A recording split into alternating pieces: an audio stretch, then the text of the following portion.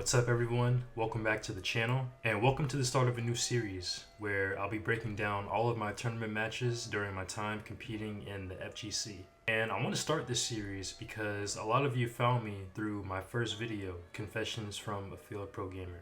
I made a poll recently asking what kind of content people want to see from me, and a good amount still want to see fighting game stuff from me, which is cool. Unfortunately, I'm not actively playing any fighting games. I don't play MK1, although I was playing it over the summer because I planned to go to EVO, but I couldn't go, and that's a topic for a different video. But I think this is the best way for me to cater to the audience that still wants to see fighting game related content out of me. Also, despite never winning a major, I still have a lot of experience playing at a high level under a lot of conditions. I've played against people who have gone on to win EVO, I've played on stages, I've played on stream, I've played with an audience, I've played with a crowd heckling me the whole time, I've played with commentators and a stream chat all judging my gameplay.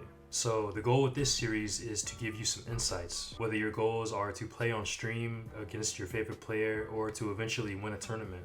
Even if you know little about the FGC, the fighting game community, this will be a good way to learn about a competitive community. And the first piece of history I'm going to start with is the last tournament that I competed in. So this is DreamHack Atlanta 2019, and I'm playing against McChillin. Silent Fox isn't here, so McChillin is the clear favorite to win. And at this point, you could say I'm at my peak in terms of fundamentals because I've been playing fighting games for years. You're very pad-centric, very pad-minded. You're the other guy like, hey man, you know I won, right? I was gonna live. I was gonna faultless everything. So one thing players usually do before they play is a button check, whether just see if everything's working. And it looks like, is McChillin just playing the gauntlet right now? Because he started off with Showstopper with the camera click, and now he's going with Outtake with the shades. Yeah, so this kind of threw me off. Because McChillin is known for Liu Kang. And I don't know why he was playing Johnny Cage during this tournament. So I was going in fully like expecting to play Liu Kang because I've played against him before in ranked matches. Not a ton, but a couple of times, and I've been able to take rounds off of him, but I'd never won like a full match against him. So I wasn't expecting this pick, but you know, given my experience, I was in like my ability as a player, I was still confident that I could, I'm not going to say win, but I thought that I'd be able to give him like a good run for his money and maybe like even force him to switch to Liu Kang to his actual main. So the pick was unexpected. That set against Sonic. And then we go back to character select, and he does stick with Johnny Cage, so he's fully going Johnny Cage. Button checks, you just pick whatever variation it starts on. Yeah. So we got Cassie, a character you don't see as much of because she did receive a couple nerfs in the beginning of the season, but she's still the shades. So I think a lot of people in this situation would be pretty nervous because you're in winners finals, you're playing against the favorite, and you're playing on stream. And there wasn't like a huge crowd behind us, but you know, you've got commentators that are judging you, you've got the stream chat that is obviously rooting for him, so like that's kind of working against you. So a lot of people would be nervous in this situation, respectively so, for good reason. And I think like one reason why I wasn't is because of my experience. Like I said, I was going to tournaments for years at this point, and I've been in situations like this before, so I have that on my side. Now McChillin, he doesn't have as much experience as me in terms of like going to tournaments and competing, but he's beaten a lot of bigger names than I have, so he has that going for me. So he, you know, he's probably like, this is just another like random player because I'm not well known, I'm not a big name like he is. So we kind of have those working for us in this situation. I also think that like I'm pretty cool, calm, and collected. Like my name is McChillin because I'm, you know, that speaks a lot to my demeanor. But I think anybody else who isn't necessarily that same way personality-wise would be a little bit nervous. And I think the way to get over that is, unfortunately, you have to be in this situation a lot. You know, you have to go through the trials and tribulations of playing on stream, playing on stage, dealing with like stream chat, people roasting you and all that, that really just comes with time. And fortunately, I had that on my side, so I wasn't nervous at all playing against him. I thought that I thought it'd be a good set.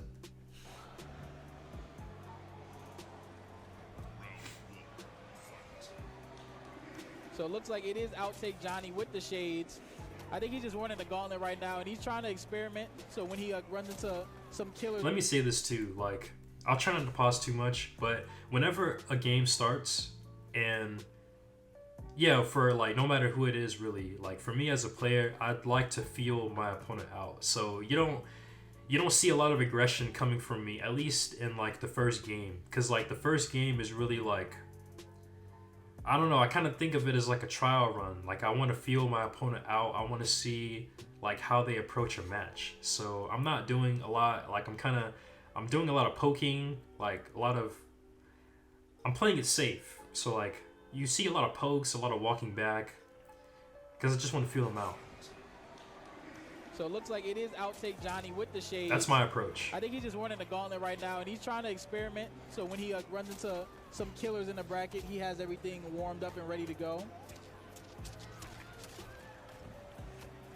Now, one of the things about Outtake Johnny is that he does have his Dragon Punch move, but it can be meter burn to be safe, and it's very easy to I'm delay content it. zoning right here. Like, we don't have a huge advantage. I'm content with just, like, throwing projectiles. Yeah.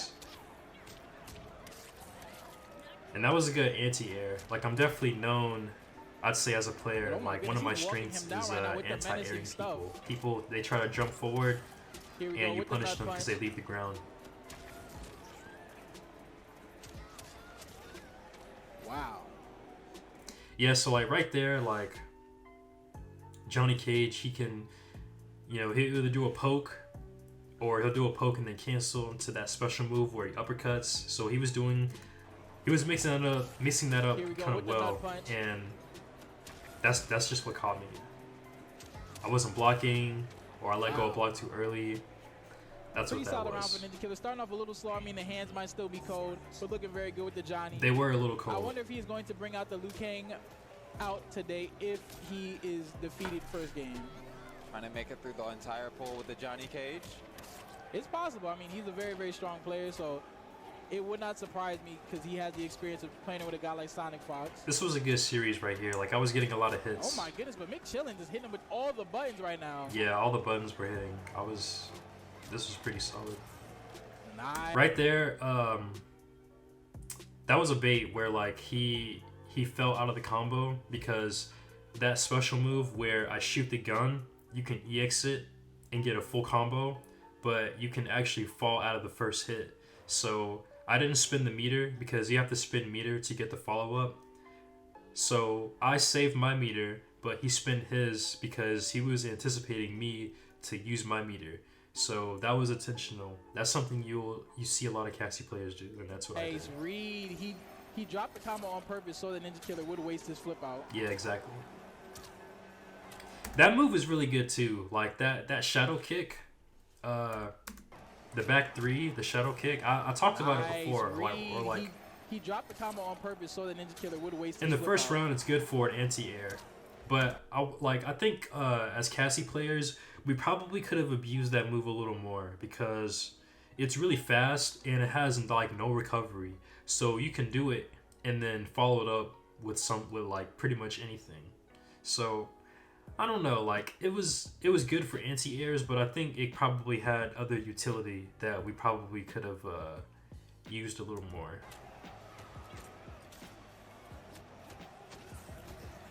So like right now, like the life lead's pretty good. Like I'm kind of chilling. Like I'm hit right here as I paused it, but I've got a pretty good lead, so I'm not really worried at all. Going for the DP into Scoop City, kicking him to the I just need one more combo, and right here I just need one more hit. Super low. Definitely not gonna use Literally the one more hit, a poke, this round. anything. They still fighting back. The double Decent fireball, life both of lead. them go over. I get punished for Is the he move actually that I gonna just make this said was comeback? good. Oh, here we go to cancels. Here we go, Scoop City. What's the read gonna be? Is he gonna wake up? No, he's not. Plus frames, but Yeah, so like, okay, I'm not gonna lie, I was getting nervous here like for obvious reasons. I had a good life lead, but I'm in the corner, and he's up, or I'm up like 40% in health, but he clearly brought it all the way back, and we both just needed one more hit to win. And at that point, I'm just like, I need one more hit, I need one more hit, I need one more hit, and I would have won.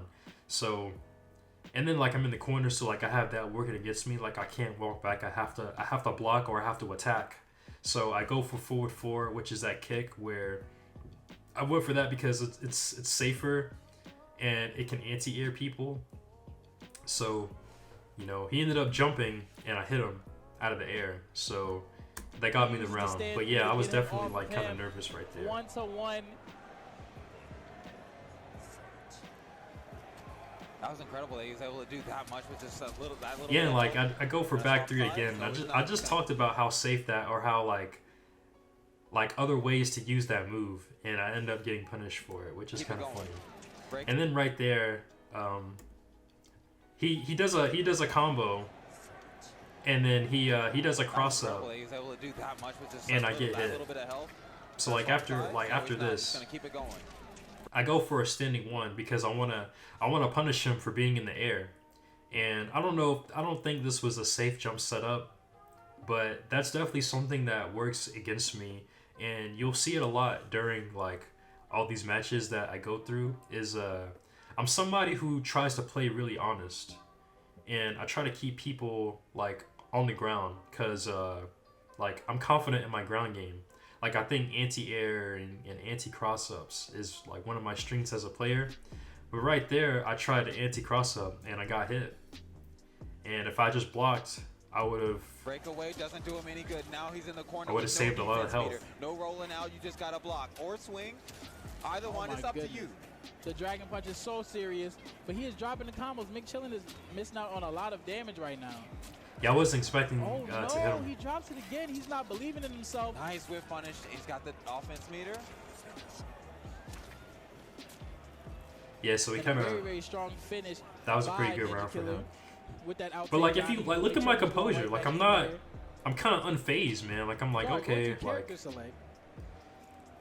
like if I was nervous right here, I was doing a pretty good job of hiding it. But I don't think I was in this situation, because like I didn't like that was a good game. Like I got around. It wasn't free or anything. Like the third round was a little bit, but like overall it wasn't bad. He has a spare jaw that he uses for tournament. But it's a regular jaw for like in life, and then he has his tournament jaw. He like keeps it in a in a glass of water. Yeah, he just keeps it in like a glass jar, so and then he pulls it out. And just... Okay, so one thing that I want to say is, if you lose a round or if you lose a game, do not go immediately into the next game. Go to character select, take a second, take a breather, take a minute, and just recollect yourself. Think about the match, think about what happened. I think a lot of us as players, we get kind of angry and we get impulsive, and that drives us to just immediately go into the next game. But I think the smarter option is to take a second to think about it. And like, even if it's just for like 30 seconds, 15 seconds, I think that is the better play, because it slows the momentum down. If you go right back into the match, into the next match, your opponent has a lot of momentum on their side, because they're thinking they just won, you know, they just got to do it again. And they do, but doing that immediately, I think, is unfavorable as a player. Right. My son has dentures, yo. It's all good. It would look like a slight costume switch right now. The youngest denture user. Oh my goodness, yeah. Like Denture Killer is like 19 or something like that. Very, very young. One of the leaders of the new school. I'm getting a lot of stray hits here. A lot of pokes, but no combos.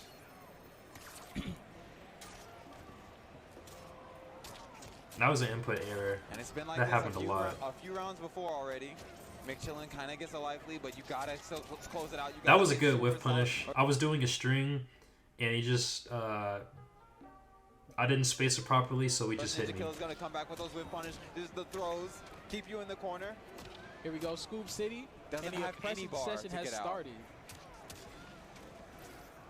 I was trying to be patient there and just block, but he just kept throwing me, so adjusting the pants. that worked against me.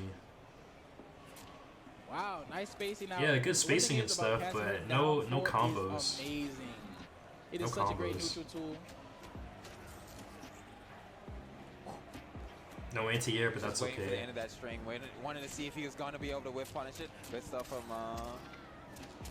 McChillin for just holding on just a little bit longer, but he's still taking the oppression.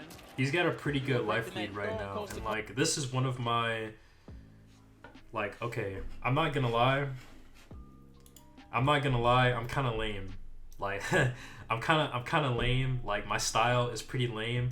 Like it kind of goes with my gamer tag McChillin. Like I like to chill in the neutral, but in this situation it works against me because look at the life lead right now.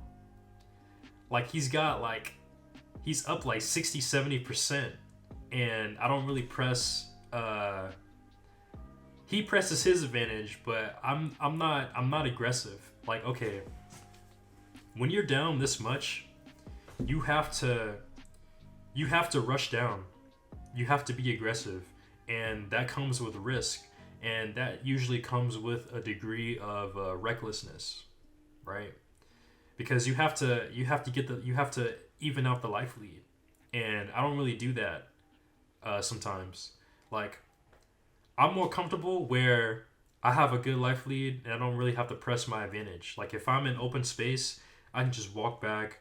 They're forced to come to me. I'm kind of in my element right there in situations like that. But here, I'm definitely not in my element. Like I have to make the comeback. The commentators say it. He's running away with it. But he does a good job like pressing his advantage. Like he's rushing me down. He zones right here like he's throwing a fireball, but he can just like stay back and keep doing that.